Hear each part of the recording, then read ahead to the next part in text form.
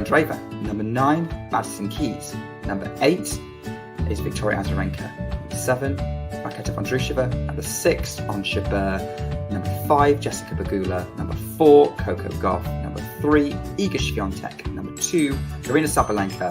And number 1, Elena Rybakina.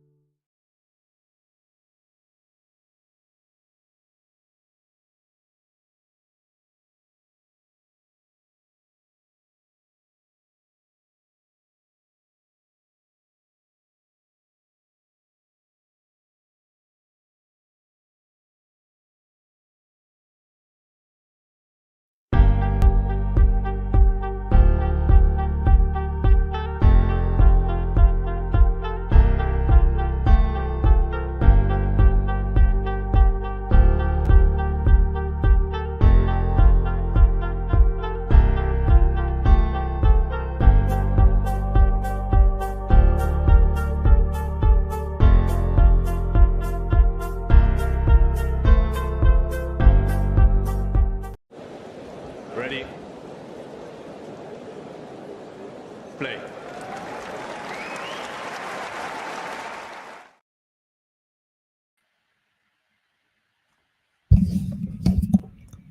Hello. How are you? Good. How are you? Yeah, good, thank you. You looking forward to this match that's just got underway, Raducanu and Sakkari?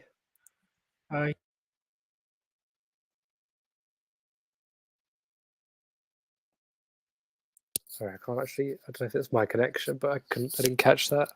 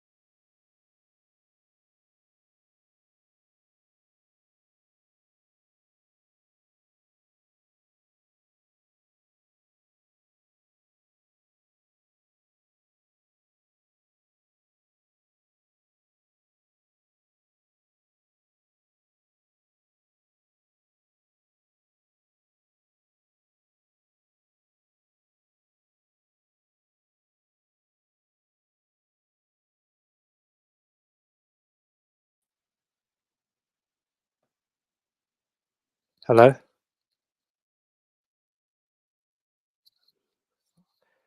For some reason, my sound is like gone completely, so I'll try again. Sorry about this. I think you sound okay, Matt. It's just Vanch is on mute for some reason. Oh, it's right. So we hear you perfectly. Okay. Vanch is on.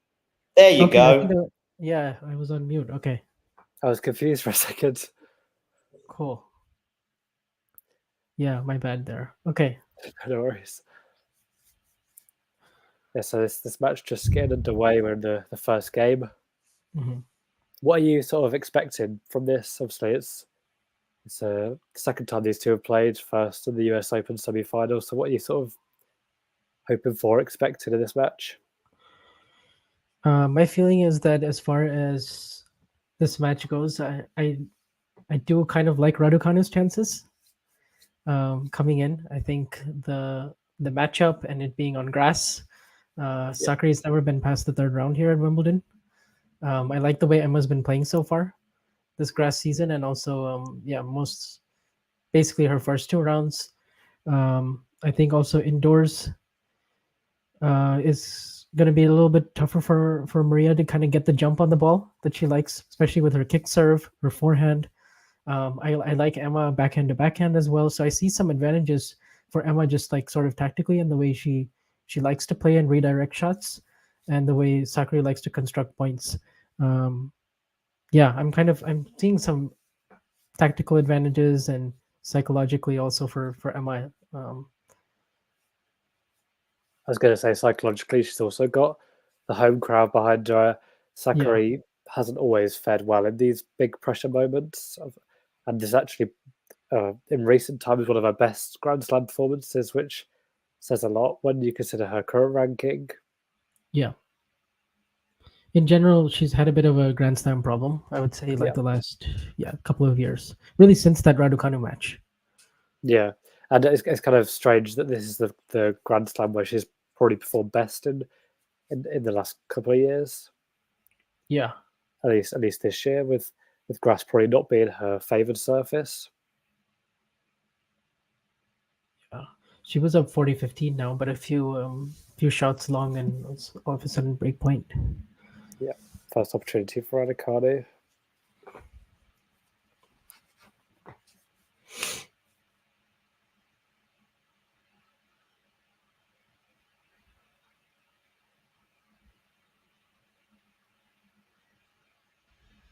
And I don't know where your stream is at, but yeah, Raducanu gets the break as Sakkari hits that forehand long. There was a really deep slice there by Sakkari that just caught the back of the baseline, so Emma sort of had to it just moved back a little bit, but stayed patient in that rally and got the reward. Yeah, perfect start for Emma. I mean, it was a very different second round for Raducanu than her first. Her first was kind of, I think, perseverance and dealing with a tricky opponent, but second is probably more what we've been used to when she's on form. Yes. Obviously, Sakkari went to David Witt earlier this year as that partnership was underway, Matthew. But currently, right now, I don't know if she actually has a coach, or if she does, I'm not sure who it is. No, I'm not either. They recently split up. Yes. Which I was surprised by. I was quite surprised by that. Me too, because go on, sorry. Oh no, I was just going to say I was quite surprised because she had started to put together some decent results in Wells, Miami. Yeah. Maybe didn't quite go super deep in those clay events leading up to Roland Garros, but I'm guessing maybe that Roland Garros loss was the perhaps the impetus for that. Like, I'm not entirely sure reasons. So, do you think it was David Witt who? Yeah, sorry, I think you're breaking up. Sorry, could you repeat that? Sorry, yeah, I was going to say, did you think it was David Witt who made that call, or would you think it would be Maria Sakkari, or sort of more of a mutual agreement? I don't know. I tend to think it might have been Maria, but I don't know the exact details. Yeah, it's just difficult to say without anyone actually commented on it. Yeah, I don't know if it was like just mutual separation, or I kind of find it hard to believe that it would be mutual just because, it was so short-lived and it seemed like a reaction to that loss, but I could be wrong. I mean, Sakkari is trying to get that break straight back at love 30. Yeah. I'm not quite sure where your stream's at. I don't know if we're in time or... Yeah, I'm at love 30 second serve right now. Yeah, me too. I think we're pretty on par. Mm-hmm. Yeah, good win for Jasmine Paolini earlier today. Yeah, really been sort of... I think some people maybe in Dubai kind of thought that was not a fluke as such, but it was a bit of like an off sort of a random result as such, and now she's backed up with a Roland Garros final and the grass season where she's struggled previously, not won a match at Wimbledon before, and is into the second week. So it's really impressive.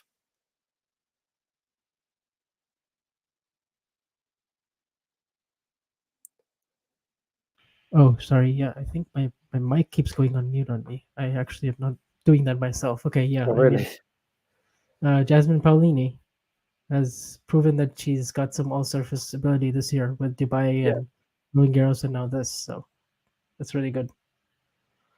Sakkari's now got a couple of breakback opportunities. Yeah.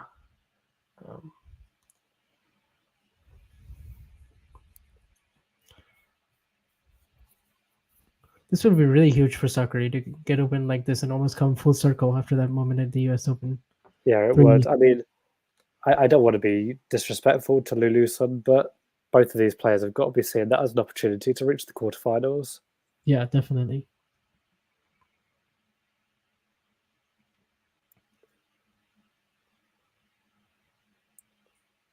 So the last time that Raducanu was in the fourth round of Wimbledon was in 2021 in her debut year. Sakkari's The first major that she ever played. Yeah, The first I one think that she in fourth round. I think a lot of people forget that happened, and they just kind of think that US Open was the first, but she did make a breakthrough at Wimbledon before as well. Yeah, that was unfortunately the match where she suffered the panic attack Yes, in yeah. the fourth round and had to retire.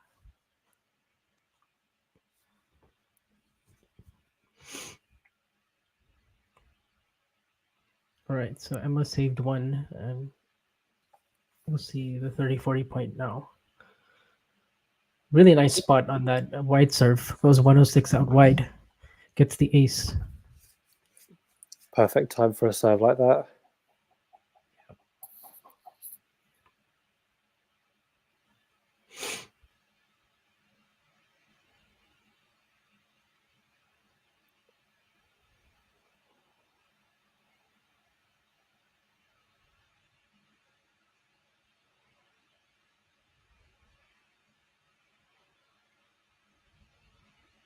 Some fairly lengthy exchange to start this match, considering it's a grass court match, but some good rallies so far. Over that. Yeah.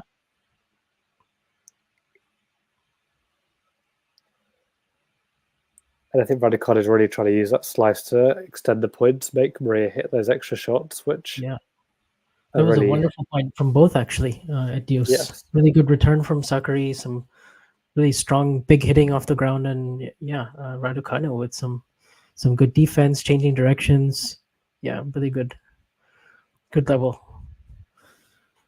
Absolutely. I mean, our producer is questioning the chat for people in to comment on, but I'm just intrigued on what you believe. How this Wimbledon has been so far? You said rate it out of 10. This Wimbledon in terms of drama and matches. How would you rate it out of 10? I think on the men's side, we've had quite a lot of comebacks from 2-0 down. I think 9, Yes. so the most of any Wimbledon edition this year. So in terms of like simultaneous drama, we've had quite a bit. In terms of the quality itself, I'm not sure we've seen that one really amazing like match from start to finish that everyone's sort of raving about. Maybe that'll come soon, maybe in the fourth round, quarter, something like that. But yeah, somewhere between a 7 and an 8, I would say. Yeah, maybe closer to an 8. I think that's fair. I think it's had nice moments. Obviously, you've had Murray, but it wasn't really in terms of the match. It was more just the moment and not the drama. Alcaraz Tiafoe earlier, I caught bits of that, and that was high quality. But I think towards the end, it kind of felt like Alcaraz had it in the palm of his hand in the fifth set. Mm-hmm. Yeah, that match had some good shot making, some good moments for both players to remember. Yeah, particularly Alcaraz will be very relieved that he was able to hold it 4-all and make it 5-4 and kind of keep applying the pressure, and then played a really good tie break in fifth set. But he looked in trouble for a while there. But yeah, I mean, and now Sakkari has to face the pressure because she had a couple of break points in that game, but Raducanu actually came up with the goods on both of them, and was able to hold and come out playing very free in this match so far. Just very loose hitting. I think that's the thing. It's like there's been a lot of parallels drawn to 2021 with Emma this year. I don't think it's too I don't think it's helpful to do too many of those, but I do think there's definitely something in it that she seems freer, lighter, happier, a bit more like the player who did have that amazing year 3 years ago.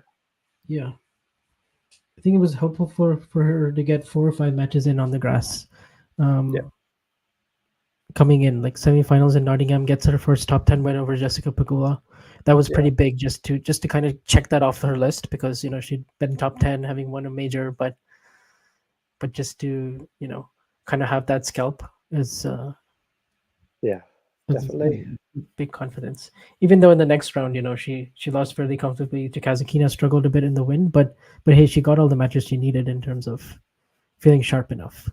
Well, So because that's the thing. It's I at the time I kind of thought a bit frustrated. Obviously, it's never good to lose a match, but at the same time, in terms of Wimbledon, I think it's probably better that she's exited the esports earlier to just have those Yeah. few days to sort of prepare. And so far, that's proven to be the case. I think really the goal has got to be quarterfinals for Emma, because I think she's capable of it. yeah, with for her sure. draw opening up anyway. Yep.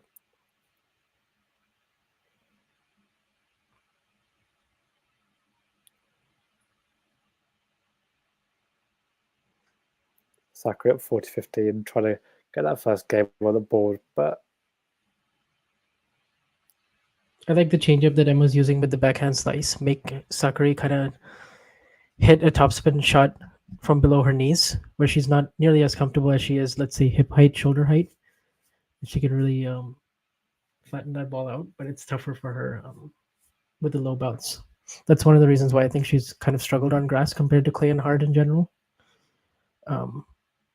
It's just the height of bounce for her is a bit of a challenge with the type of style she likes. and they're using those slices really well.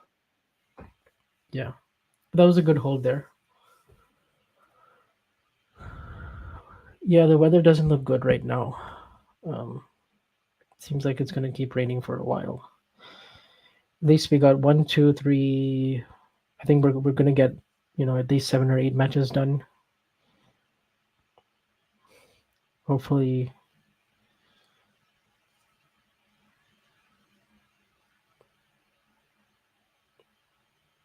Go ahead. Wait, let's see.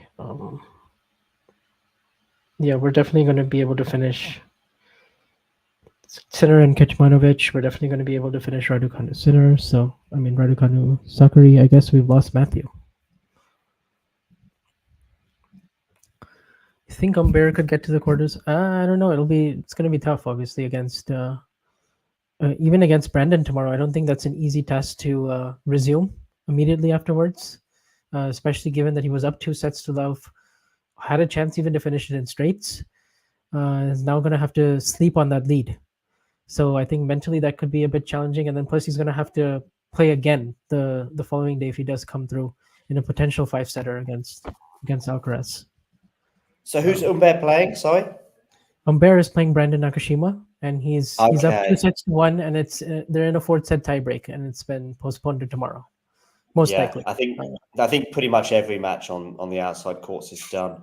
I did find your comments about Raducanu quite interesting, because I think I'm pretty much on the same page as you regarding her build up and beating Pegula, and it was just the Kazakina loss I found a bit difficult to explain, but in general I found that the wins that she got, I mean, even going out at that stage was kind of, given the proximity to Wimbledon, I was like, yeah, going out at this stage is okay. Anyway, Matt is back.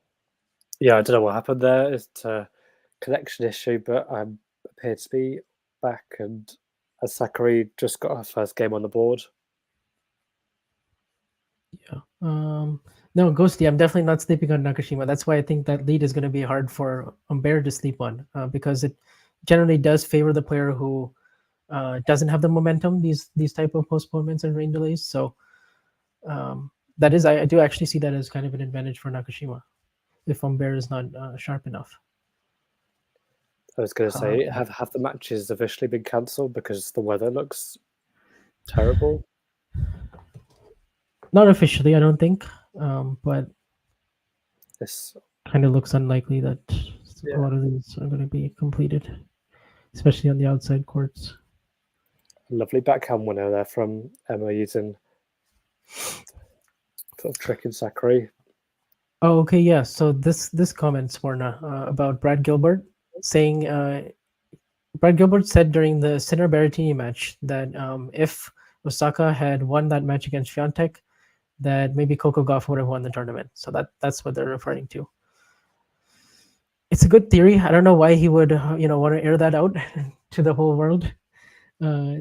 because it's kind of in a way implying that oh man, she couldn't have beaten Iga.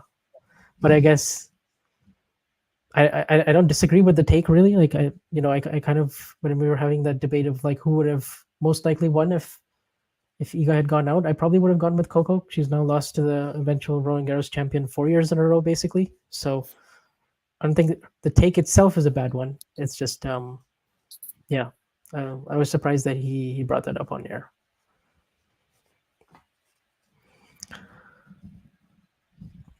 And of course, obviously, there's a little bit of bias because he is the coach. So yeah, I wasn't too bothered by it, but I noticed a lot of people on Twitter were, and I was like, I mean, you can kind of expect it in some ways because he is the coach, and people know that. I guess I would wonder what Coco Gauff would have thought about that comment, whether she was happy with him to say that or not. Yeah, because I don't imagine it's not the sort of thing I can imagine her saying. But I suppose it's good to have self-belief in your player. Yeah. But obviously, it's. I'm sure they're trying to work out. Next time she plays Iga, what are some things that she can do differently? All of that. Otherwise, it's obviously it's not a winning mentality to just be like, if my biggest rival goes out, then I can win titles, right? Obviously, this is a rivalry she's going to have to contend with for several years to come. Yeah, I suppose the only thing now is that with her current ranking of number 2, that it has meant that she will only play Swiatek in the final, which could play in her hands, especially at Wimbledon this year. I think a lot of picking her to go all the way, including myself. I don't know how you have her about winning that. You have her winning the title? Yeah, I think so. I even picked her before Sabalenka because I just wasn't sure about Sabalenka, what she'd said, and it turned out that she actually wasn't playing the tournament at all. But yeah, I've just got a feeling. I don't know what you think in terms of the title. Yeah, it could happen. She's probably the first or second favorite right now. Maybe second, actually. I don't know if Iga is still ahead of her if I actually check the odds. Maybe. Yeah, Iga still has like Raducanu in her section, and Ostapenko's still alive, and so speaking of the draw, maybe Coco definitely has the easier half for sure. Yeah, I think the draw is the big thing, but I also think on that half you also have, let's say, Madison Keys, who can be kind of really dangerous. I would love to see Emma Navarro play Coco. Jasmine Paolini in there, but I would say she's probably the favorite to get through that half. I would say so, but the matchup against Keys, if they play in the quarters, I think that's definitely one to circle. Yes, I would agree. Yeah, I think pre-tournament, I think once Sabalenka went out, I went with Swiatek versus Keys in my final. So I actually didn't go with Gauff, but it was like very like 51-49. I definitely could see Gauff going and winning, getting to the final. Yeah, I find Keys difficult to predict because she really could, on a given week, beat everyone in the draw, but it's also prone to a loss. But so far, it's looking good. I forget who she beat today. Yeah, she beat Marta Kostyuk. Of course, yeah. In streets. So. And I think that's the thing. Yeah. Players who got their matches done today will be really happy because they have got that extra day's that day rest. Whereas some players will have to play tomorrow, then come back on the Sunday. So there could be a bit of an advantage there. Yeah. Speaking of advantages, definitely Raducanu, who has the advantage on the return right now because she is just unloading on Sakkari's second serve and striking the ball really well. Absolutely. I also think these indoor conditions, I like Emma and even more because she just has such good like straight line power when she sets up and she has her feet in position, and I just feel like ball striking from still positions or attacking second serves, it's definitely something she can look to impose even more, especially as Sakkari really needs to make a first serve here because she's down 30-40. Couple of nice saves. See if she can get out of this.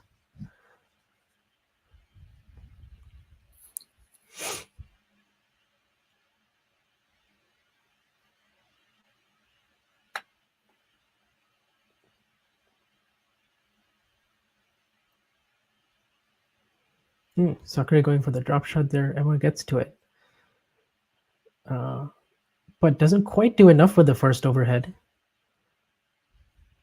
So, yeah, I think Emma thinks she should have definitely put that one away, especially the first overhead. And she allowed Sakkari. I think my stream is actually quite a bit ahead of yours now. Okay, I'm gonna have to refresh mine, but I think I'm now at game point. Add in. Yeah, she's gonna shrug that off with a little smile. Ghost asking us both, what's our perspective on the conclusion to Wozniacki and Fernandez? I mean, it changed. I didn't actually see the match, but I know it changed courts because of I think light. Yeah. And obviously Wozniacki came out the winner. I think same match points as well. So surprising, really, but it's a good result for Wozniacki, definitely. Yeah, for sure. She showed some sighting of some grass form the week before Wimbledon. I didn't know really how much to read into it, but when I saw she beat a Park 6-2, 6-love, and she was just so much more solid from the baseline, like you would expect, and just dragging out rallies and getting not giving Layla those redirect straight power. She really mixed it up by using a lot of height, a lot of spin, like just stayed really solid towards the end, like from 5-all to 7-5. I just felt like she was the more sturdy, more reliable player in longer rallies. And she did get more purchase out of her serve at times than she had been for most of the year. So I do feel like she's playing some of her best tennis again. It's been kind of a strange comeback, hard for me to read. She made an Indian Wells quarterfinal, had a couple of other really good results, but also a few really early round losses. So Wimbledon has never been Wozniacki's strong suit. Even when she was at her very best, she's never been to a quarterfinal before. But beating Layla like that was pretty big for her, because at the end I did feel like she was the more bankable player. Yeah, agree. This could be a big moment. That game, obviously, Sakkari did hold off the break points, especially the point where Raducanu had overheads and really should have taken advantage. So there's a bit of pressure back on Raducanu to hold serve here. Yeah.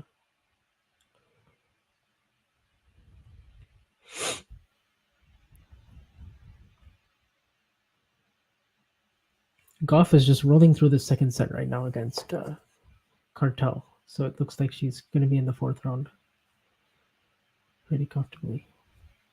Qualifier, Sonic Cartel. So it's a bit tough.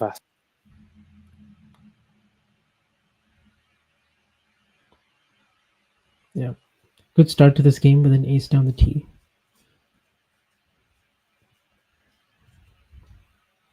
She's had some success with that serve.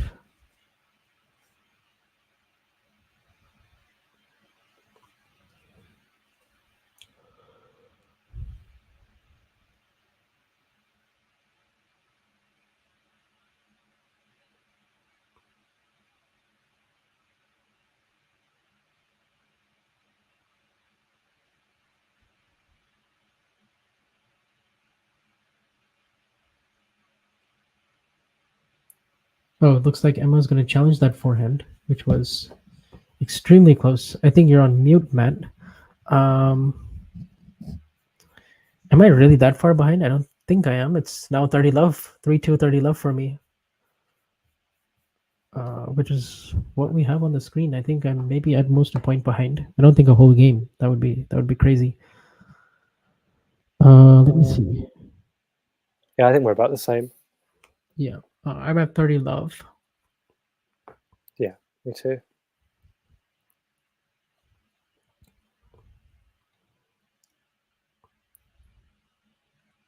As Raducanu just goes long on the forehand. Yeah.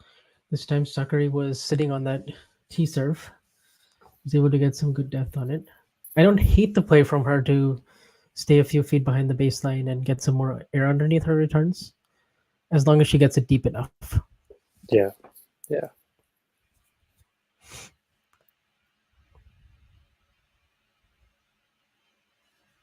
Well, I don't have the specific stats, but I feel like I've not noticed Emma not coming in as much at the net, which was definitely a weakness in her first round match. Hmm. So maybe she's just sort of trying to play to her strengths. But her serve not playing to her strengths just there. Yeah. Off the net cord for a double fault.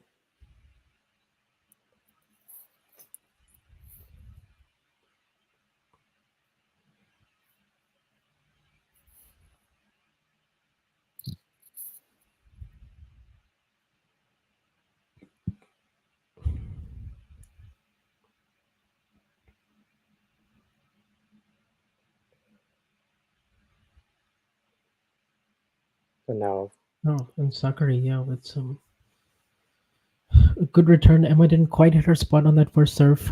Just kind of played it a little bit safer, you know. And yeah, Sakkari was able to dictate with her forehand inside in. I think her forehand from the outside, from shoulder height, is definitely her best shot off the ground. So if she, as much as she can get that into play, that's going to be what she's looking to do. absolutely. Pressure on Raducanu to try and hold off Sakkari like she was held off in the previous game. Yeah. I mean, really well played there from Raducanu. Some strong shots from Sakkari. What a forehand down the run. Yeah. On the run, yeah, that was well done. Maintained her balance, stayed low, accelerated through the shot. And what I've noticed from Emma during this tournament is how like hyped up she's been, really trying to use the crowds. And I think that's what she's got as a strength in this tournament, is that the home crowd are all going to be rooting for her. She's although not the British number one, she's really the big star in British women's tennis, at least.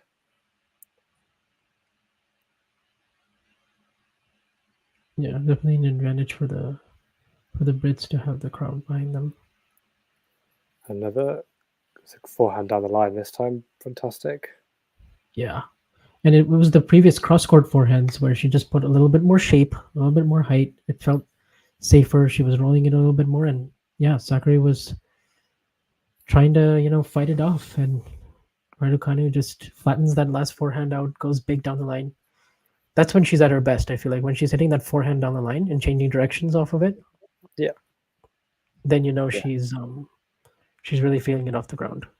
Yeah. Because she is one of those players that has really good timing, but sometimes, if she's not as confident, or maybe she's not as match tough, that can be a little bit shaky.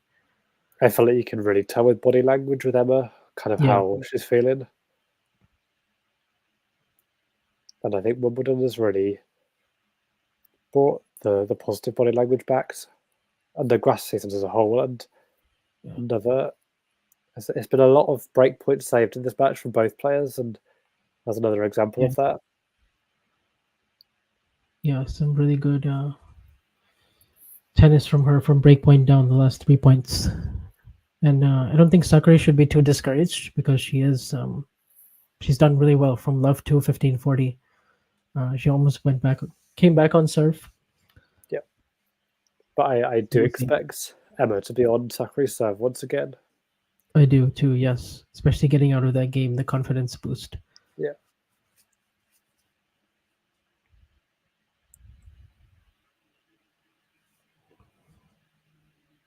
What's our secret for being so gentle? As Ghosty. No, honestly, just trying to ride the highs and lows of the match by staying even keeled. I think sometimes it's what you say and not how you say it. Yeah, exactly. Oh, and that is not a good start at all. No. Obviously, Sakkari's someone who's dealt with nerves quite a lot through her career, so it'd be interesting to see how she copes with this moment. Yeah. She's also another player. Body language is super key when you're watching her. You can just tell when the shoulders tighten up and she gets a little stiff, and she starts slumping a little bit. And yeah, she's definitely someone who fluctuates for sure. She plays on such an edge at times. Yes. I get nervous watching her.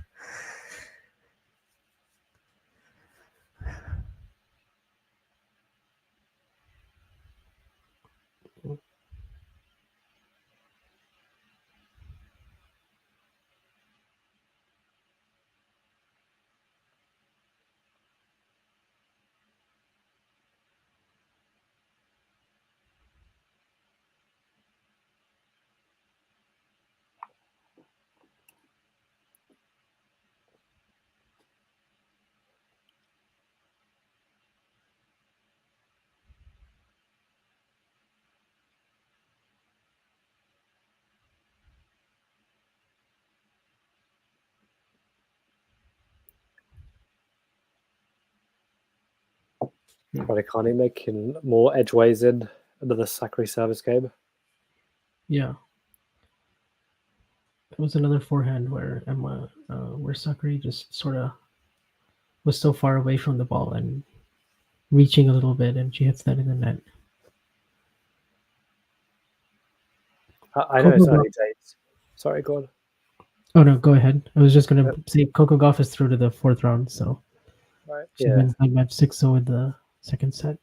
Sets up that Navarro fourth round, which is intriguing. Yeah, very much so.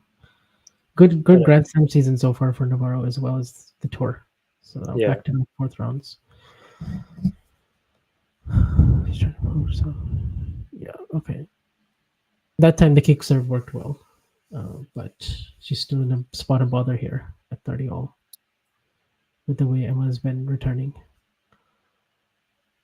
Absolutely. Yeah, I really like whoever wins this match. Honestly, has a good shot at maybe even making the semis. Wow.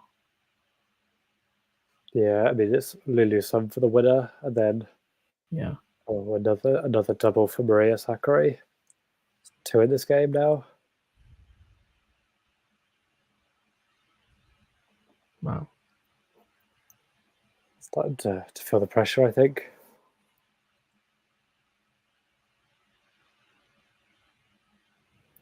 Yeah, that double fault clearly feeling it now.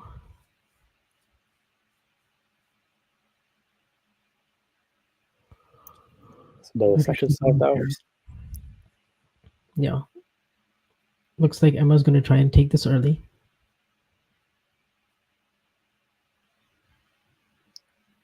She's going to go to the backhand most likely. And yeah.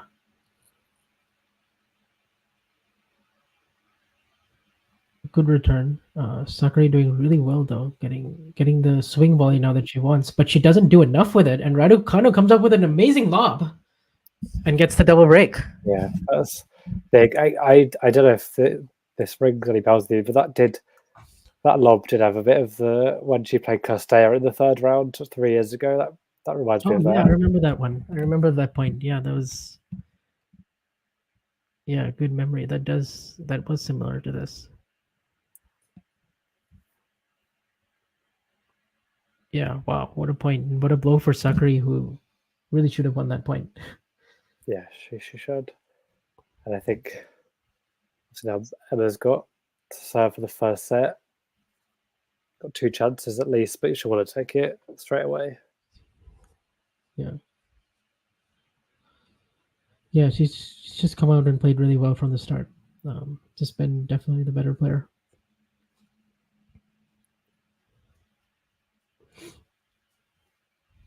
And just in our chat, Ghost is saying that Sakkari's hit 17 enforced errors compared to Raducanu's 4. And it's a big difference. And I think it showed as well. I mean, Raducanu, I can think of the smash in the net. But other than that, it's been pretty clean. Yeah. She's kind of also not been going for too much, but just kind of spreading the court well, serving well. I think that's helping her, that she's getting out of a lot of trouble by also making first serves. I wonder what Sakkari's first serve percentage is. It's got to be pretty low. Let's see the stats. Can I see the stats? Why are you not showing me the stats?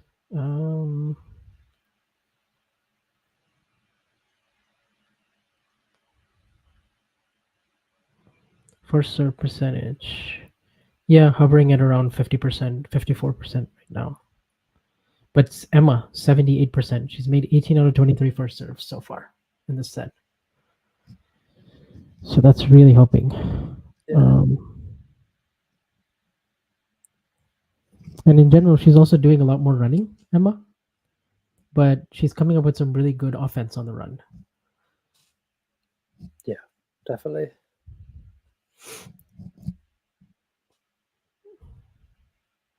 I would like to see another deep run for sure from Emma, just because I think people forget that, like you were saying, they remember the magical U.S. Open, but it all really started here. Yeah. I mean, I think it's tricky. It's hard to say because the grass season is so short. But would you say hard courts are our best surface or I think grass? so, probably still hard just because Yeah. the two bouts and she's made a few more runs, but yeah, I mean but if she were to, let's say, get to the semis here, and then you could definitely argue that maybe it is grass, but then the U.S. Open carries so much weight, that Yeah.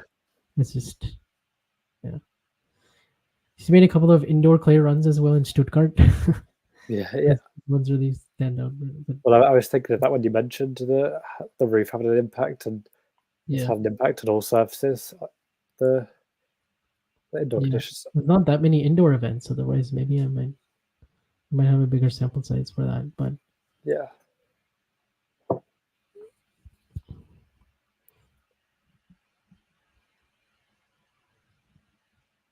Which is currently down in a seven for the set, 15-30. the biggest problem for Emma since that U.S. Open run has still been just staying healthy. Yeah. And withstanding the rigors of the week in and week out life on tour. And that's been what's stopping her from, staying between, like, let's say 20 and 50 in the rankings. Yeah, because what do you think? Obviously, the good thing for Emma right now is that that net cord is brutal for Sakkari there. Yeah. What do you kind of? Obviously, Emma has no ranking points to defend for the rest of this year. So where do you really think the aim should be in terms of ranking? Come, I don't know, after her last event this year, whatever that ends up being. Yeah. I'm wondering what her ranking would be if she made a really deep run. Like, where is she at right now in the rankings? I think if she wins this, she'll return to the top 100. But I don't know after that. Yeah, she's 106 right now. If she wins this, she'll be sitting at around 92 in the live rankings, and then if she goes further than that, I mean, she could be inside the top 50 just right after this tournament. Actually, yeah, which is, and then the goal should be, okay, let's get seeded for the U.S. Open, if that happens. Yeah, but I think just having the direct entry to Grand Slams would be great again, because she's had a few, because protected ranking is not a guarantee. It's kind of been a bit awkward. Mm-hmm. And she's not playing the Olympics, so she's going to have even more opportunity to build that ranking up. And yeah, definitely. That. So another big serve to save a break point from Sakkari there.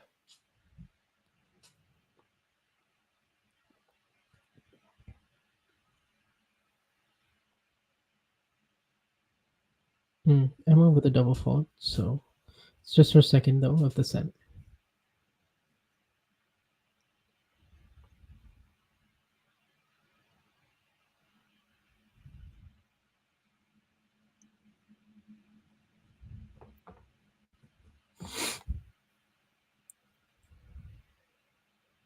Oh, and really nice serve.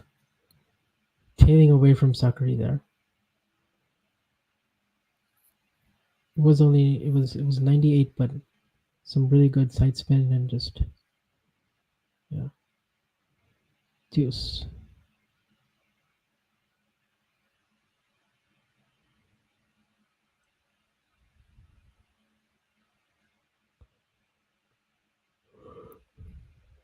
I'm afraid it's not that ghost. It's just a simple Diet Coke.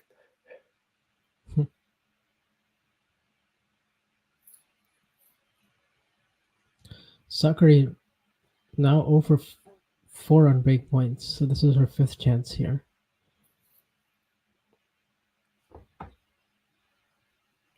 Let's see what Emma comes up with on this break point. So far, she's come up really clutch on all 4. Makes the first serve again, goes down the tee, and then hits a really strong +1 inside out forehand winner, and she is super pumped about that because she should be. That was really good. It really does feel like this set's been about who wins the big points, and I think Emma's really risen to the occasion on that front. Yeah, made 5 first serves on all the break points. So let's see if she can close this out without getting broken back. Another first serve gets the unreturned. Kind of a return that Sakkari should have made, even though it was a first serve. Emma took a little bit off of it actually, and Sakkari was sitting on it.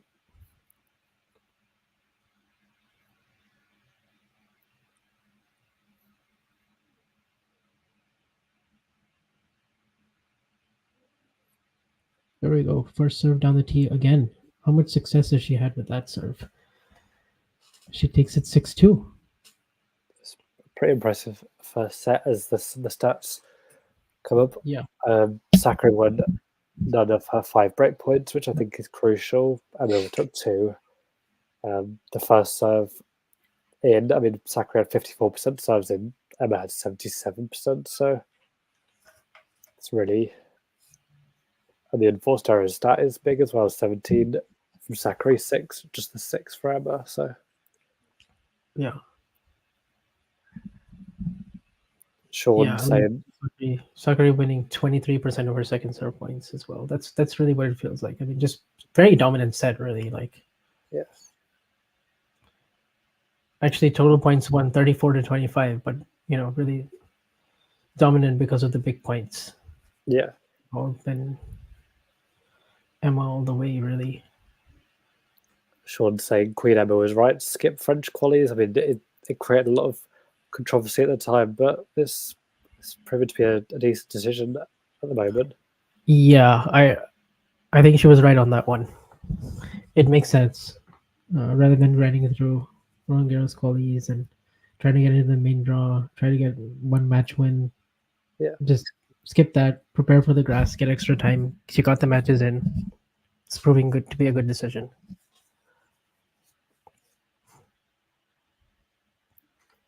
Caught a lot of flack as well for skipping the Olympics, but considering where her ranking is at, considering she'll have to go back to clay, go back to hard after that, I think it makes sense at this point in her career.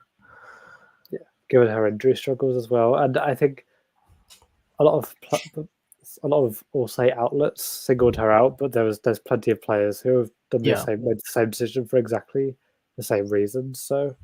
Mm-hmm. I also feel like she's 21, and the next Olympics she'll be 25, and it'll be on hard courts. So yeah, US hard courts as well. I kind of think it's not the worst thing in the world to miss it, especially this year. There's so many players that are doing it because of the schedule and the surface change. I think that surface change is a big reason. Yeah, definitely.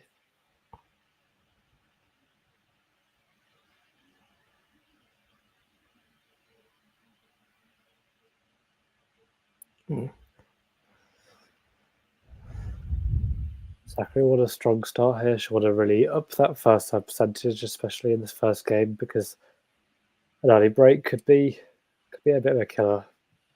Mm-hmm.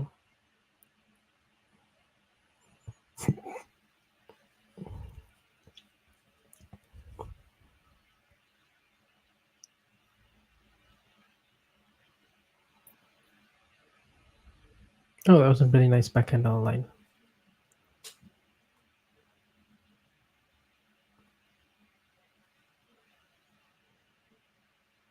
Yeah, she really needs this game.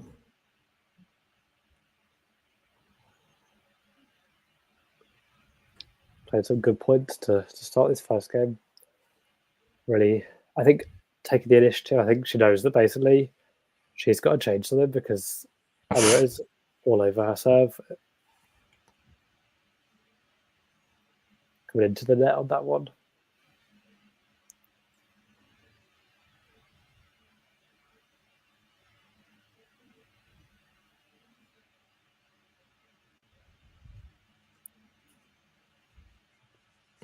Yeah, coming in, that was a nice net approach. Something Sakkari has done really well. She's 6 for 7 at the net, and she's come in off of some strong approach shots. So Yeah, maybe mix that in a little bit more. That's been working.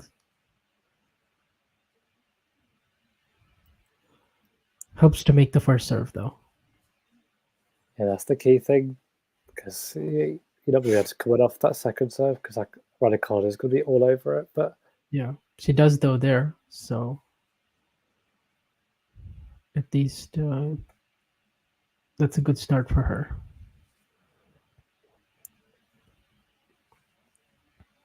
and just to note, they have actually brought Yastremska and Vekic onto court one Okay. with the rain That's delay. good.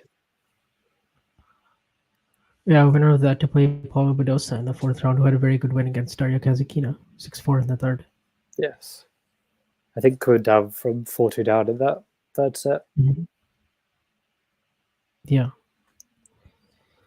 Badosa's put together some quality tennis when she's been healthy this year. So that's good to see. She'll be up to number 63 in the live rankings. And yeah, she actually hasn't made many slam second weeks. So that's good for her.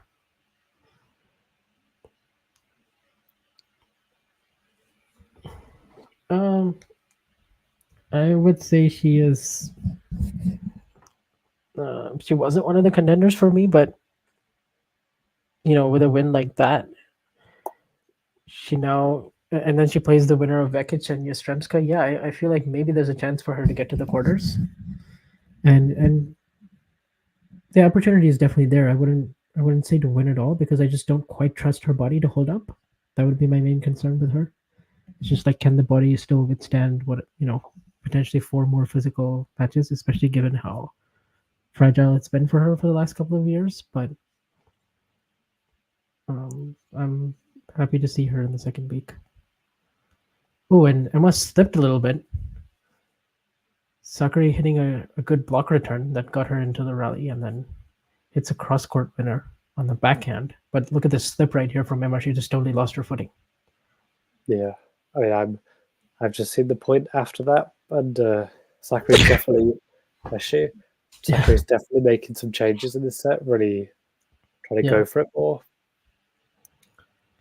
Sakkari becomes a lot more dangerous, by the way, whenever she's down in the score. I always feel like she just opens her shoulders a little bit more, and that tension, that's pressure that she's feeling is sort of gone. And yeah, she's played a strong start to the second set, but can she maintain it? That's the key.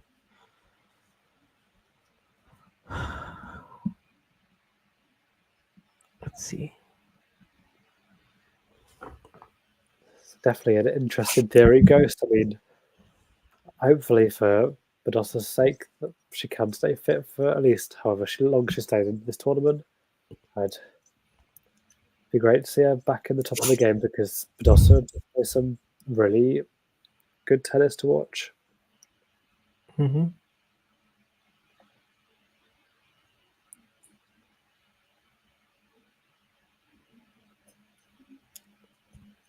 Oh, Sakkari will not like that. Second serve, 88 miles per hour.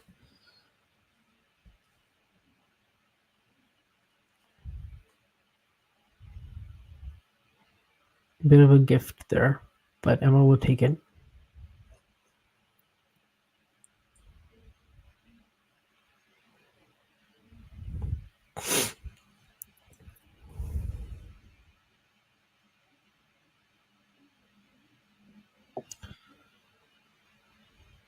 Emma hasn't made any first serves has only made 1 first serve so far and 4 points in this game. Let's see if Sakkari goes a bit big on the return. Oh, and she misses it again. Emma's having a lot of success, like just kicking the second serve in when she has to. So I mean, in the first set, she really had to hit any second serve, because she made like 23 out of 30 or something. So her first serve percentage was so high, but now this was a bit of a half chance here for Maria.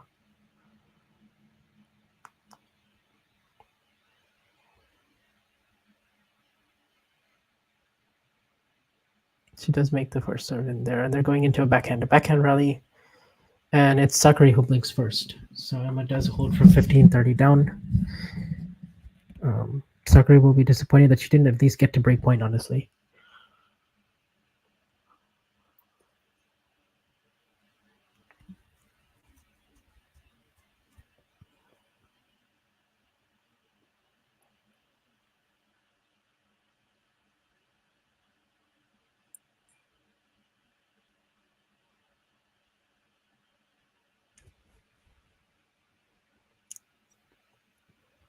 Like, obviously, the big thing last week in Eastbourne was about Raducanu beating Pegula for her first top 10 win.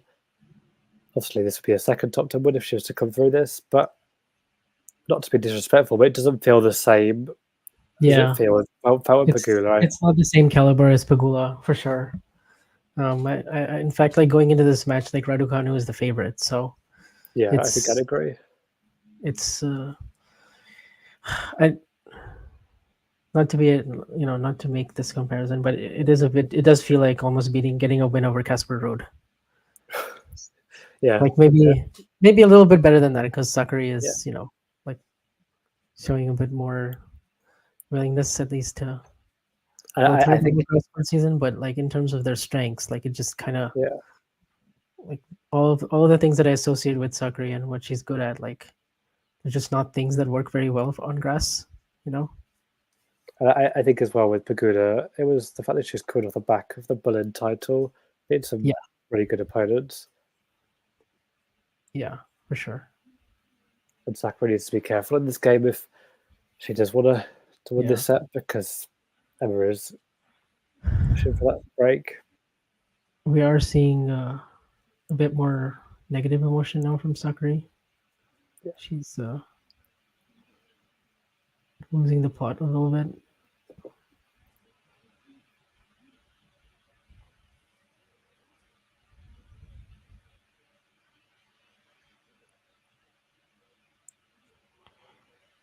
Yeah, I think there's like two approaches to the whole Casper Road thing. One is like, I mean, go ahead, Casper, take your break, live your life because you had an amazing long clay season, and you need.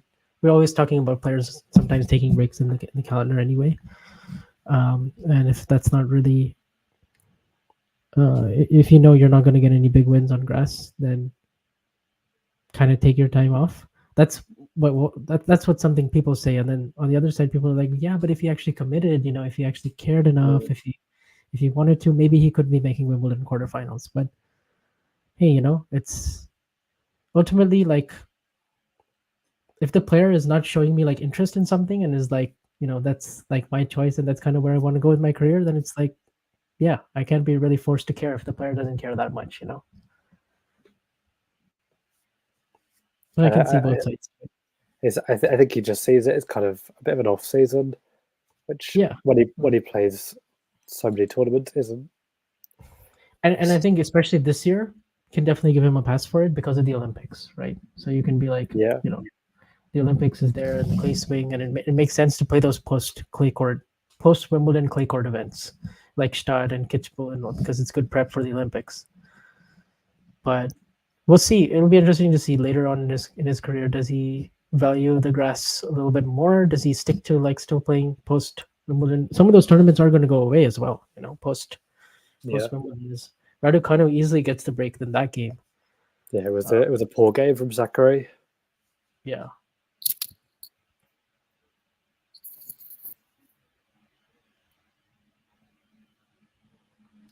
And Emma is really, really hyped up, and her team seems to be loving it as well. This is one of those matches if you're like a casual and you see like the number 9 next to someone's name and no C next to the other, and you're like, it feels like it should be reversed. Yeah, I mean, I think a lot of casuals, when they saw that she'd beat a lucky loser on the first round, they were like, it's just a lucky loser. But actually, Zarazua did play a good strategy and really made Emma work for that match. Yeah, that was tough actually for Emma, especially the first set. She really had to dig quite deep because so I know she gets a lot of balls back. She's she has really good shot tolerance. She's like quick as well, so it was good for Emma to get through a tough test like that, especially also because she was such a favorite going in versus if she'd played Alexandrova, that would have been Well, I actually think Alexandrova would have been the toughest opponent to the fourth round, didn't it? It was in the first round match. It's just the way the draw works out sometimes. Yeah. But she got a bit of a break with Alexandrova, unfortunately, pulling out with illness. Mm-hmm. That was a bit of a shame on day one when you had, Sabalenka, Azarenka, and Alexandra all withdraw. Like three Yeah, seeds without even having to hit a ball. That was a bit sad. Especially obviously Sabalenka because, she's somebody who's been going deep in almost every major for the last 2 years. yeah, because she kind of had hinted at it, but I think I always thought, oh, she'll play, but I didn't think Yeah. she'd maybe reach where she would have had the Yeah. shoulder injury not necessarily been there. But it was interesting, not interesting, but a weird coincidence that both Belarusian withdrawals came due to shoulder injuries. Yeah. And then people were also pointing out their similarities in their career, which is also kind of the case with their two Australian Yeah, Opens. that's true. Yeah, Both like both 11 back years to back. apart. Yeah. Yeah. I mean, I would be surprised if Sabalenka didn't win another slam, but time will tell. Yeah, me too. Many would have probably said the same about Azarenka, so it's interesting. Mm.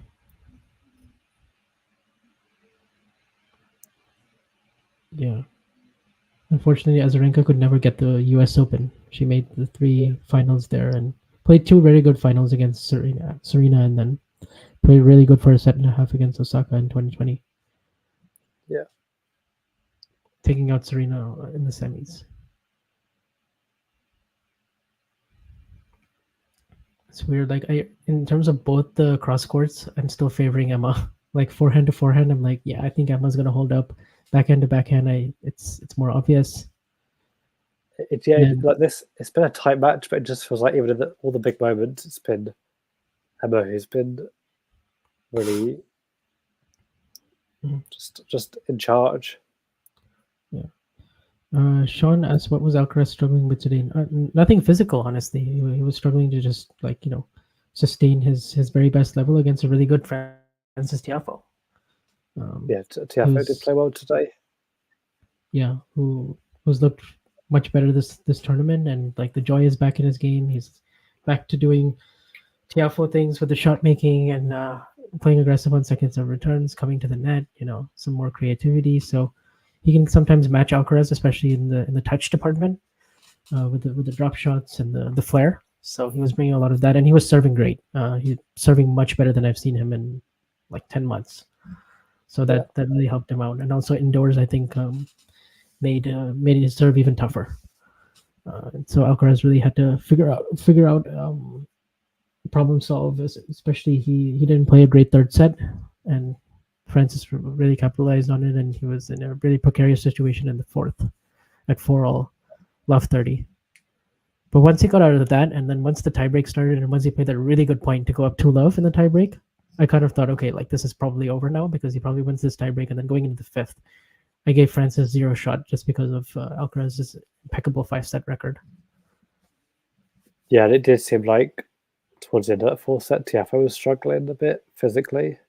Yeah, he struggled with a knee injury also coming into Wimbledon because he slipped in Queens and. Yeah. I mean, I'm assuming Tiafoe wouldn't list Alcaraz as one of the clowns. Okay, a little bit of an opening actually here for Sakkari because I actually don't think Emma's been playing as well in the second set as the first set, but we'll see if Sakkari can take advantage here. She missed that drop shot by quite some bit. Yeah, let's see. Breakpoint number 6 for Maria.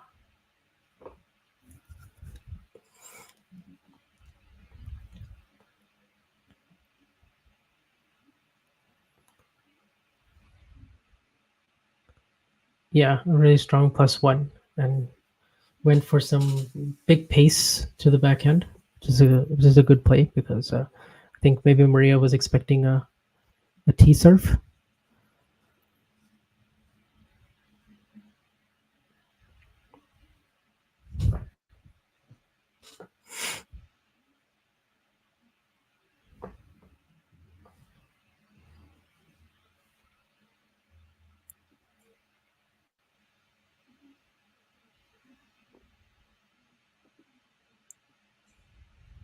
Oh, in that time, Maria was able to get her hands on that first serve return, and it actually stayed quite low. So forces Raducanu error. So she has another break chance. My goodness. This must be eating her up inside. 7 break points. Surely she's got to take one of them, right? Let's see. Thanks for joining us, Jake. Hope you're doing well. Yeah. She's been making first serves on all the break points so far. Let's see if she can do it again. This would be 7 out of 7. Oh, wow. An ace.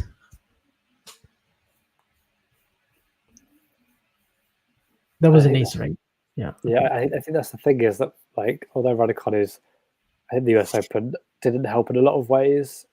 I also think that having that, like, experience of dealing with big moment pressure it does help in these moments where she's up against it. Yeah.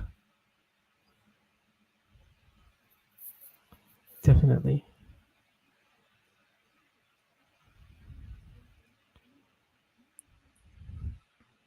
Look, even if Raducanu doesn't win another major in her career, she'll always have that one moment, and it'll always be one of the greatest sporting stories of all time.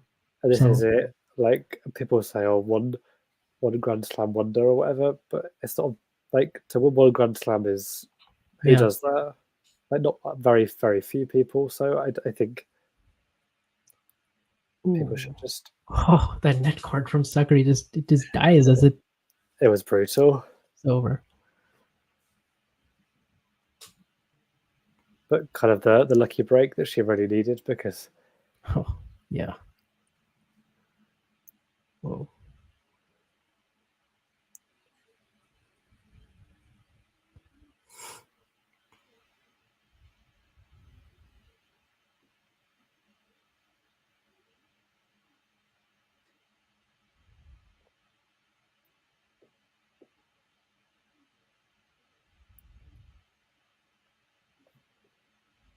Another well-placed serve on a big point.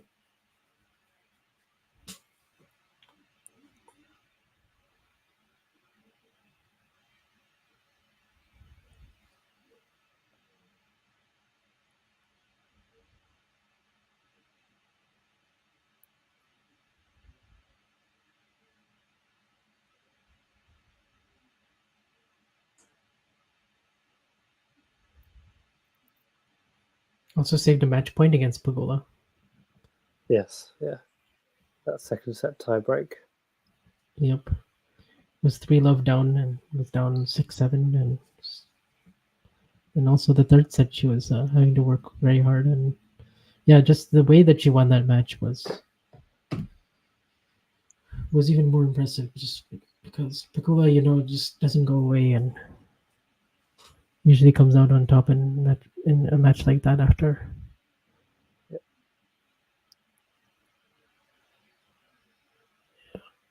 But all of her showings as well against top 10 players, they've been respectable, right? Like the two losses she had to Swiatek and Stuttgart, they were both good matches. She played Sabalenka fairly well in Indian Wells, pushed her in the second set. I think she's played golf at the Australian Open. That was fairly close. Yeah. Australian Open, right? Like 3 and 6. She had some chances in the second set there, so yeah. She's shown her abilities against the best.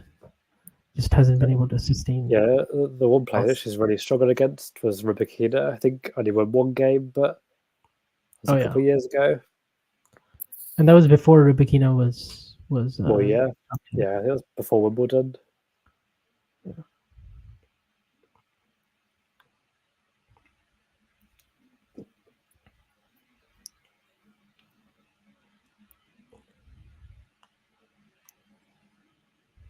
Yeah, Sakkari really needs to hold in this game, or this is going to be over pretty quick. I think Yannick's going to award it over and Kecmanovic just to get their match underway. It's 7 o'clock in the UK now, so yeah.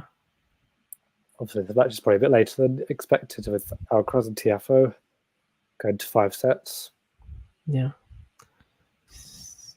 Carlos with the tougher third round match for sure, in my opinion.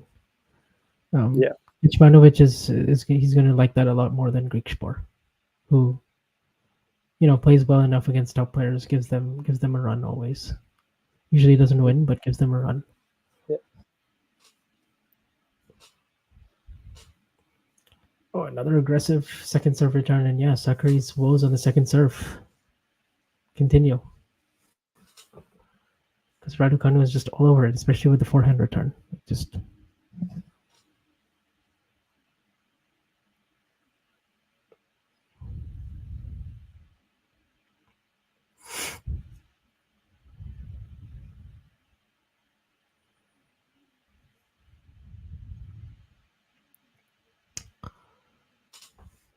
Nerland saying that Raducanu is a top 15 player. I mean, she has been before. It's definitely possible, I think, yeah. over the next few years, as long as she can stay fit. Yeah, if she stays fit, I mean, she's gonna be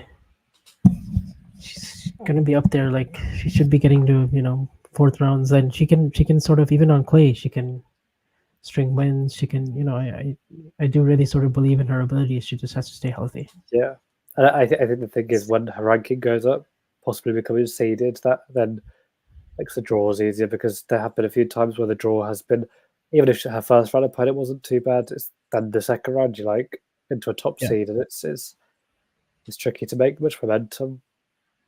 Mm-hmm. But I think the US Open hardcourt swing will be certainly interesting, regardless of what happens here. Yeah.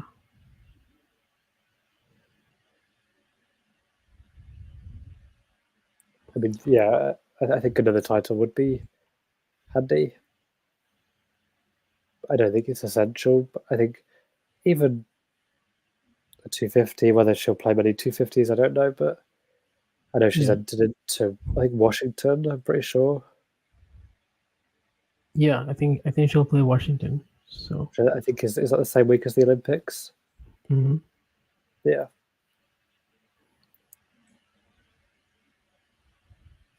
Okay, yeah. So there's 4 matches that are suspended until Saturday.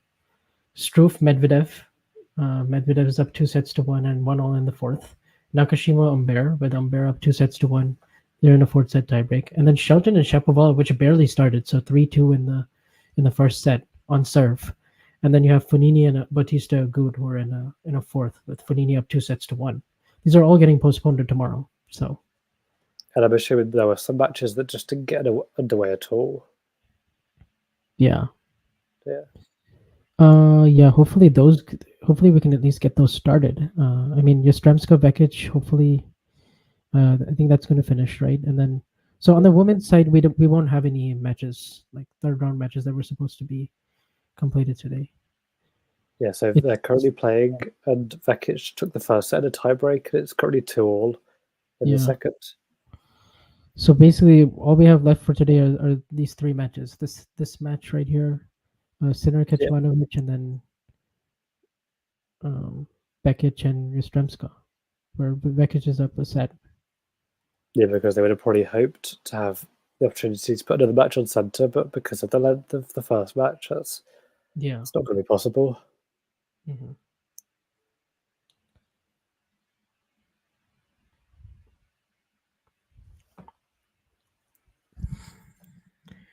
Yeah, the forecast is going to be tricky. Maybe the next 4 or 5 days, but yeah. Hey, once you get past the round of 16, then you're good. I was going to say, because the forecast was, well, the general weather last year was really bad from the start, so at least they've got through the first couple of rounds fairly unscathed. Yeah.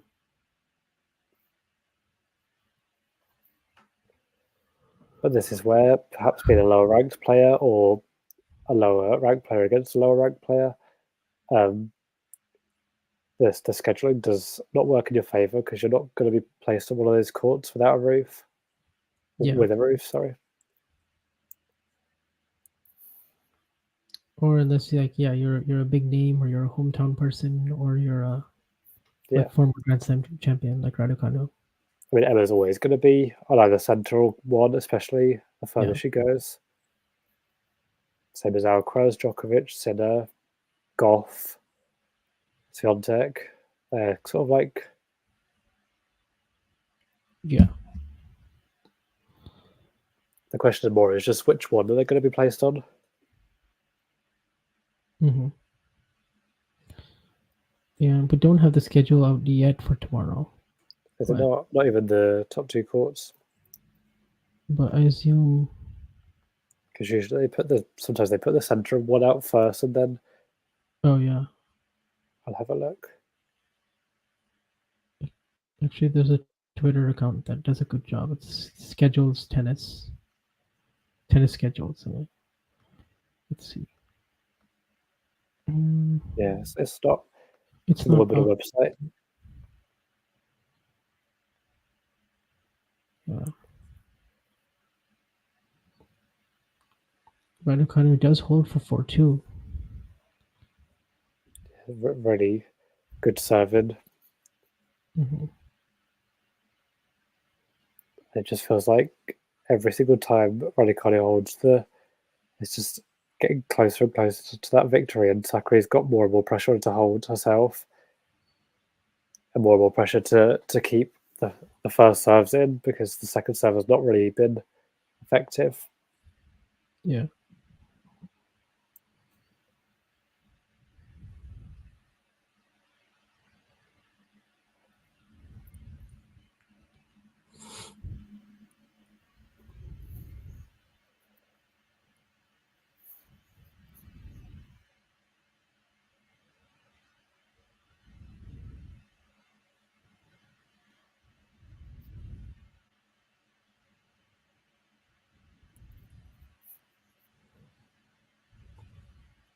I think the one that I feel the worst about is Shelton and Shapovalov. Because at least all the other matches that are postponed, Yeah. they're almost done, or they're deep into a fourth set, or but except that one, they're on serve in the first. And Shelton and Shapovalov both had 5-setters yesterday. So that's going to be tough for whoever wins that match, I think. Yeah, I do wonder if they'd consider putting that second on a show court. Obviously, Shelton is a seeded player. Shapovalov's done well at Wimbledon before, so it might be worth doing that. But even so, Right.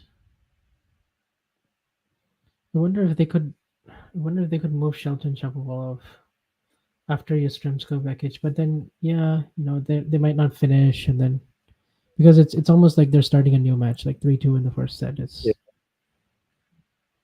a long way from being done. they don't tend to do 2 matches extra. I don't know if there's a clause through the tickets or not. And then also they want to preserve the grass. I think that's the Like, yeah. which I guess is fair, because you don't want any problems in the second week. No. So that's probably the thing.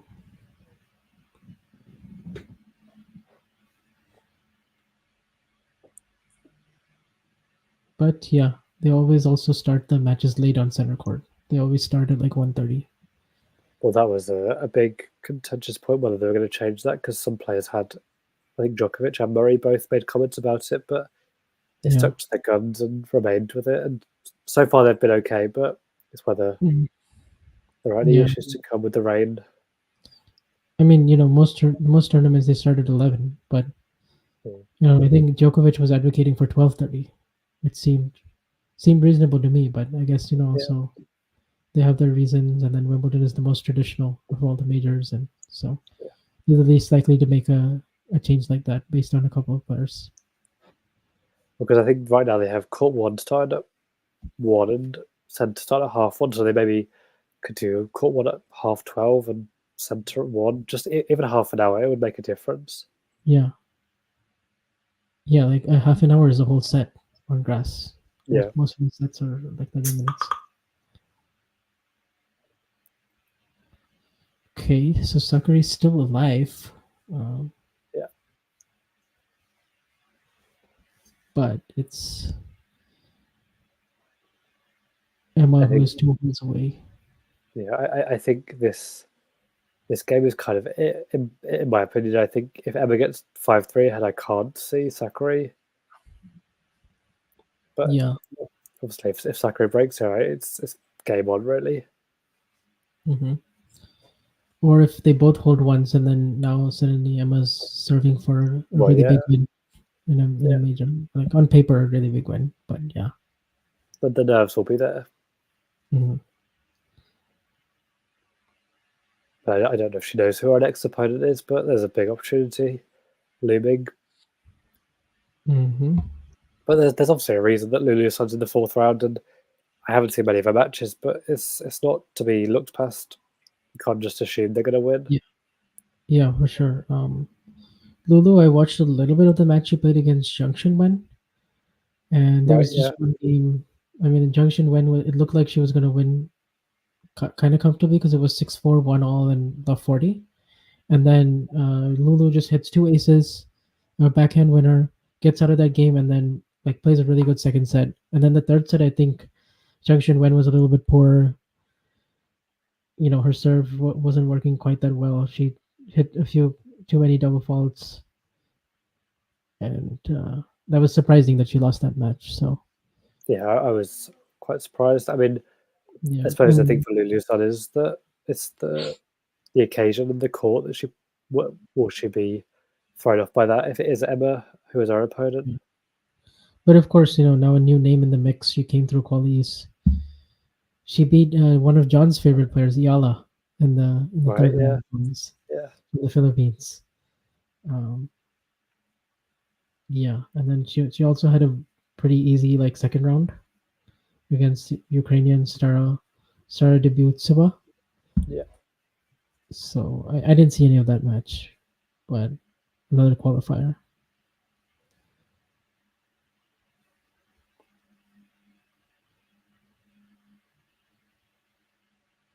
Yeah, but really good opportunity for Emma to get to the quarters at least. Yeah. To win this. And I think now people are looking at maybe even further with Kazakhina not in that section anymore. All these falls. Welcome to the first week. Always.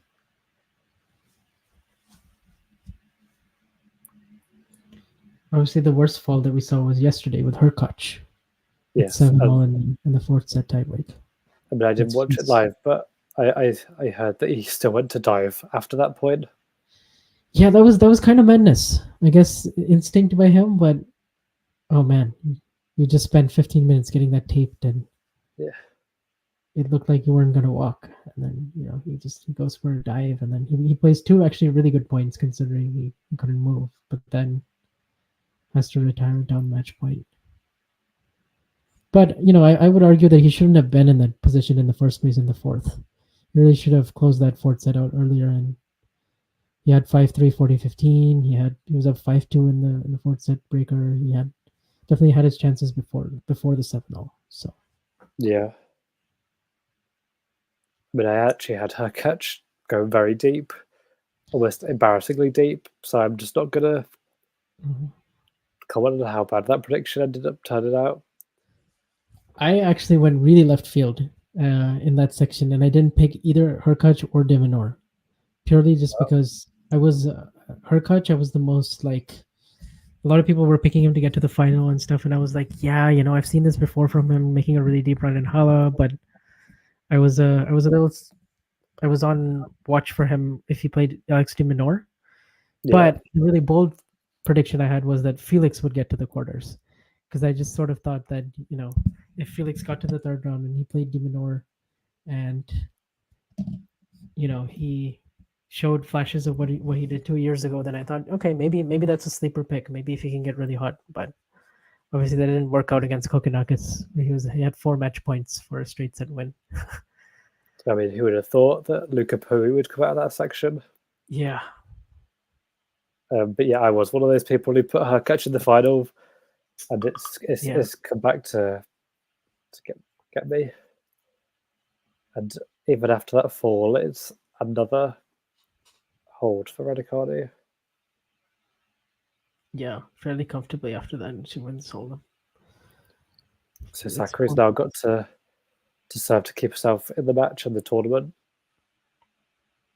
Yeah, I mean that would be quite something if it's for Sakkari to have 2 losses against Emma. Winning like what, 5 games, maybe 6, if she is able to hold. And they're both able to be. I remember that US Open match. It was pretty dominant from Emma. Yeah. I think this one's been quite different. I would say that Sakkari's. I think the big thing in this match is the breakpoint opportunities missed from Sakkari. It's really cost her. I mean, I don't think it's all been on Sakkari. I think Emma's played really well in those big points, but she'll definitely have some regrets, Maria. I think there was one opening for her at the start of the second set. Like game Love won 15-30. I think that's the one I would look at and say, okay, like this was a point in the match where you had a very good hold. Looked like you were getting some second serve looks. She missed couple too many returns. She got once she didn't get that game, I kind of felt like, okay, the next game she could get broken. Yeah. But really, like on the 7 break points, I actually don't think there's much Sakkari could have done, because Emma just came up with some really good shots, some really big first serves. She made first serves on all 7, which is impressive. Yeah. And now it looks like she's going to win this game too, because it's left 30. Sean asking, how far do we have Emma go pre-tournament? Our producer saying quarterfinals. I had 4th round. What did you have? I think I had 4th round as well. Yeah. I think the draw it wasn't easy, but I think it was workable. Yeah. Opportunistic. Uh-huh. I think I maybe had 4th round and then either Kazakina beating her or something. I don't remember. I think it might have been Kazakina. I think I had Jeng, because I was like, it wasn't even that I thought Jeng would be better than her on grass. I just didn't want to go too big on Emma. Mm. And now how the draws open up, it's hard not to look ahead. Yeah.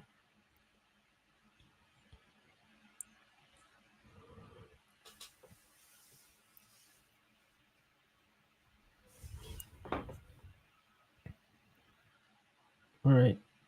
Yeah, big moment at 30 all.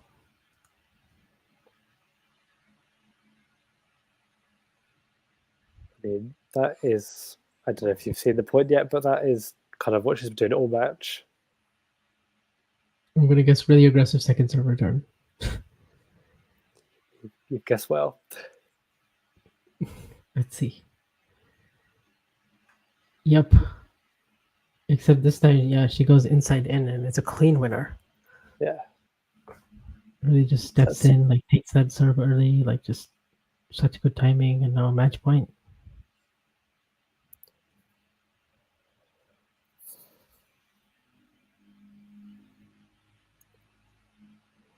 I'm really Emma want to take this now to have to avoid serving it out where there's a bit more pressure. Yeah. Oh.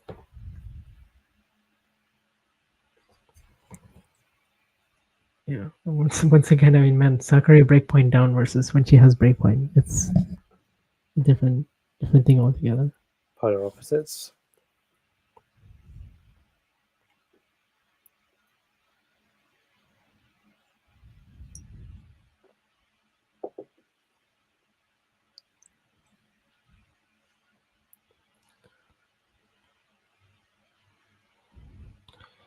I mean, sometimes people look at the players who win titles the week before, and they're not able to physically hold up the first week of the major, or they have a bit of a letdown. But actually, all the players who went deep last week on the women's side, they've kept it going. To their credit. Yeah. Most of them. I mean, I thought Schneider, well, she did win the first against Navarro today, but I don't think it's a bad loss. Navarro is a very good player, so. Yeah. And she was still pretty competitive, right? 6-4 in the third. So. Yeah. Big talent for the future, as Raducanu saves yet another break point. Yeah. And that's the thing, that kick serve that she's hitting to Emma's backhand, especially on this surface, it just doesn't bounce that high.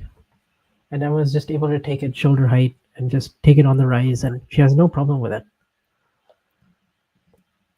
Especially also grass indoors. Now you're talking about even lower bounce. Yeah. Oh, and this time it's a first serve return. That's right at her Sakkari's shoelaces. So that brings up a second match point.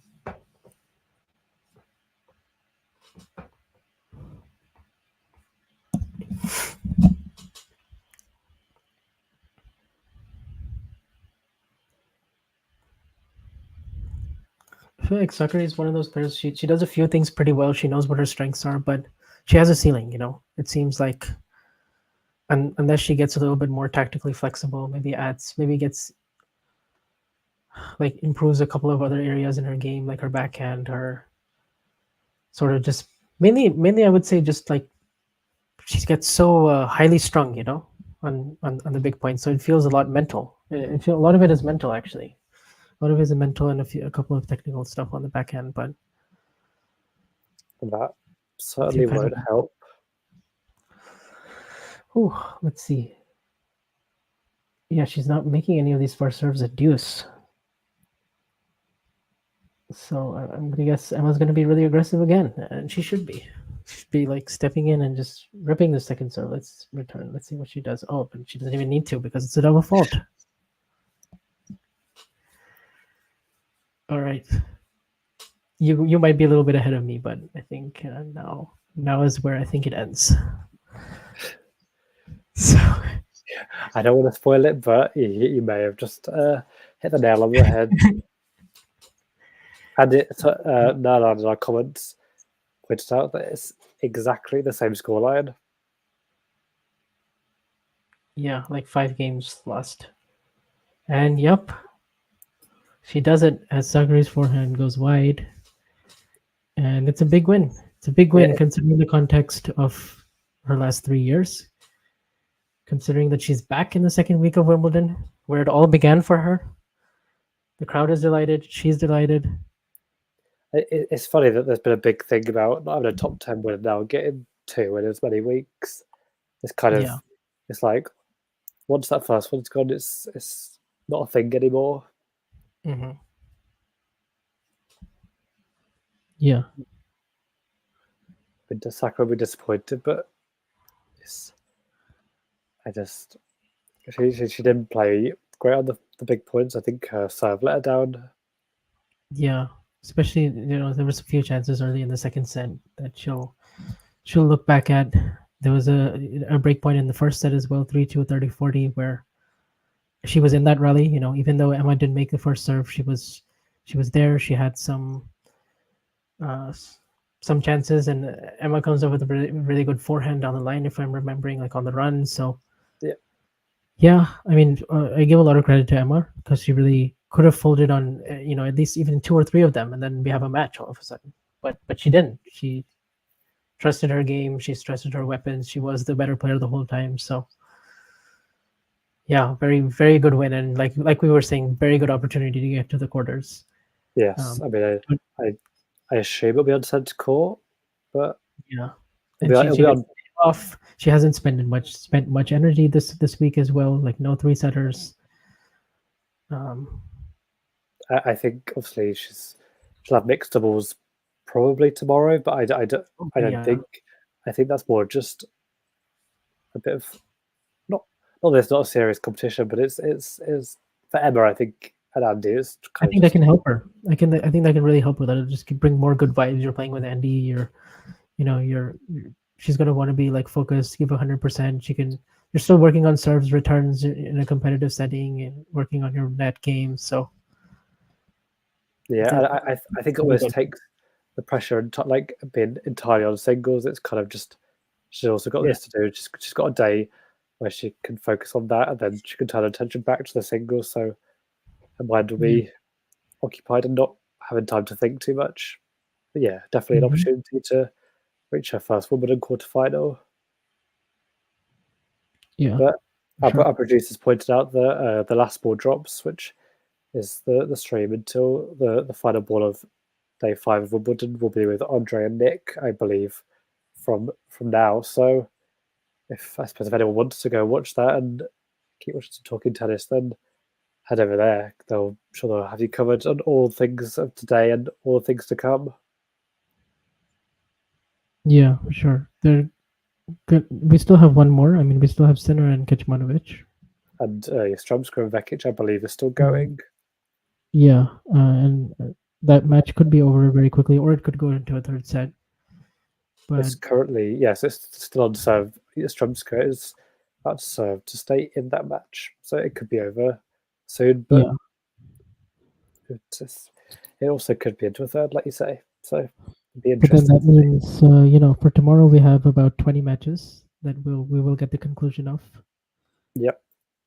Hopefully with a 16 bit. to be played, and hopefully those three, at least those three, finish the ones that are deep in the fourth set or in the fourth set, and then hopefully they can get Shelton and they can prioritize the Shelton and Shapovalov one, because I kind of feel for them. They played 5 setters and they have to play 3 days in a row. So let's see. Yeah. I'm sure they can work it out. I think we were in a similar type of situation last year with all the rain in the first week. Yeah. It was even more dire actually. So yeah, it's shaping up nicely for week 2. Yes, it certainly is. But it's been good to cover this match with you. Hopefully we'll do some more in the future. And it'll be interesting to see how far Emma goes, and what could be her best Wimbledon run to date. Yeah, definitely. I'm very excited to see her next match, and yeah, I'm excited and I'm happy for her. After Yeah, me too. Definitely, it's been what she's needed, I think. Yeah, Particularly at her home slam, where there's also been a lot of critics in the UK. yeah, for sure, and especially the whole experience of 3 years ago, suffering that panic attack, like just everything that's happened, like basically since she's won the U.S. Open, it feels like she's worked so hard to get here. So Yeah, and couldn't be more happy. she seems very happy. So Yeah. it's been good to cover it, and I suppose in the meantime, just keep talking tennis. Yep. Thank you. Cheers. Thanks everyone for watching. If you enjoyed this video, make sure you hit that like button. Don't forget to subscribe and click that notification bell so you don't miss out on all things tennis.